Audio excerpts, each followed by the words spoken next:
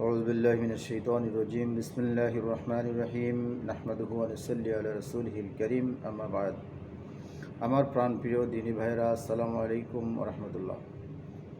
বেশ কয়েকদিন আপনাদের উদ্দেশ্যে কোনো ভিডিও বানাতে পারিনি। আজকে আসলাম, কর্মব্যস্ততা ছিল সেজন্য করতে পারিনি। আজকে প্রথম শুরু করব আমরা ইসলামিক কুইজ, যে সম্পর্কে ছোটোখাটো কিছু প্রশ্নের উত্তর আজকে থেকে শুরু করলাম।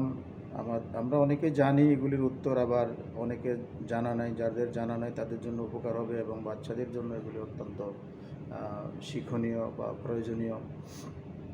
প্রথম পর্বের প্রথম প্রশ্ন আমরা শুরু করলাম। বিসমিল্লাহির রহমানির রহিম। ইসলাম শব্দের অর্থ কী? উত্তর, আত্মসমর্পণ। মুসলমান শব্দের অর্থ কী? উত্তর, আত্মসমর্পণকারী। তাওহীদ শব্দের অর্থ কী? উত্তর, একাত্মবাদ। তারপরে ঈমানের ভিত্তি কয়টি? উত্তর, 5টি। মুসলমানদের কালেমা কয়টি? উত্তর, 6টি। কারো কারো মধ্যে 5টি, কারণ সর্বশেষ কালেমাটিকে 2 ভাগে ভাগ করা হয়েছে, সেজন্য 6টি শুদ্ধ। তারপরে ঈমান শব্দের অর্থ কী? উত্তর, বিশ্বাস করা। ইয়াকিন শব্দের অর্থ কী? উত্তর, দৃঢ়ভাবে বিশ্বাস করা বা মনে প্রাণে বিশ্বাস করা। নারায়ে তাকবীর অর্থ কী?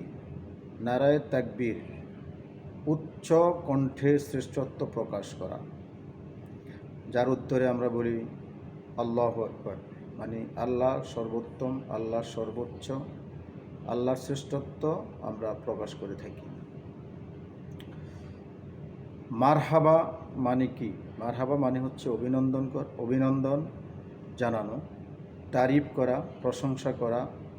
যেমন আমরা বলে থাকি, কেউ কোনো ইসলামী সঙ্গীত বা কোরআন তেলাওয়াত করলে তাকে মারহাবা বলি, চমৎকার, অভিনন্দন, এরকম তারিফ। এরপরে ফরজ অর্থ কী? উত্তর, অত্যাবশ্যকীয়, মানে এটাকে কোনোভাবে ছেড়ে দেওয়া যাবে না, এটা পালন করতেই হবে, অত্যাবশ্যকীয়। যা অস্বীকার করলে বা না করলে কবিরা গুনাহ হয়, অস্বীকার করলে কুফরি হয়ে যায়। তারপরে ওয়াজিব অর্থ কী? ওয়াজিব অর্থ হচ্ছে আবশ্যকীয়, যা পালন না করলে গুনাহগার হবে, কবিরা গুনাহ হবে, কিন্তু কুফরি হবে না। আর ফরজ না করলে, যেটা অত্যাবশ্যকীয়, সেটা পালন না করলে কবিরা গুনাহ হয়ে থাকে। এরপরে মাকরু বলতে কী বোঝায় বা মাকরু শব্দের অর্থ কী? মাকরু হচ্ছে যে অপছন্দনীয় কাজ, যেটা করা যায়, গুনাহ হবে না, কিন্তু সেটা অনেকের কাছে নিন্দনীয়, অপছন্দনীয়। সুতরাং ওই ধরনের কাজ না করাটাই উত্তম।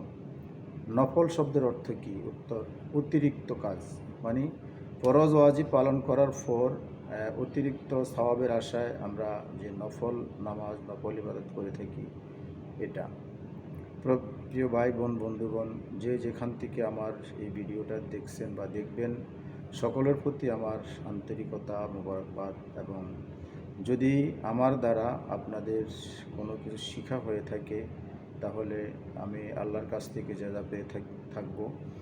আমার অনুরোধ থাকবে, আপনারা এই ভিডিওটাকে শেয়ার করবেন এবং আমার এই চ্যানেলটাকে সাবস্ক্রাইব করবেন। ধন্যবাদ। আসসালামু আলাইকুম রহমতুল্লাহ।